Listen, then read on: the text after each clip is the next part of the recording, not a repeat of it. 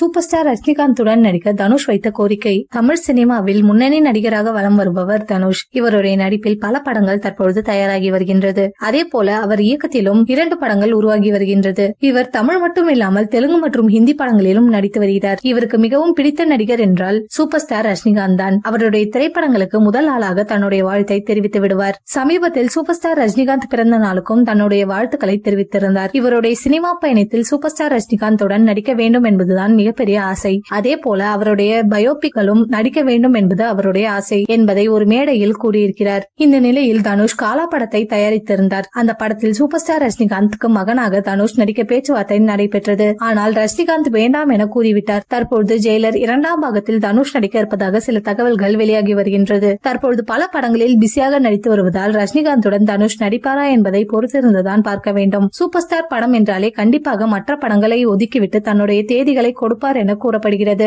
Jailer படம் ஏற்கனவே தமிழ் சினிமாவில் மிகப்பெரிய ஹிட் அடித்த படமாக இருப்பதால் இதன் 2ஆம் பாகத்திற்கு மிகப்பெரிய எதிர்பார்ப்பு உருவாகியுள்ளது. இந்த படம் தமிழ் சினிமாவில் 1000 கோடி பாக்ஸ் ஆபீஸ் வசூலை தொடும் என கூறப்படுகிறது. தமிழ் சினிமாவில் அடுத்தடுத்து 1000 கோடி வசூலை கொடுக்க இருக்கிறார் சூப்பர் ஸ்டார் ரஜினிகாந்த்.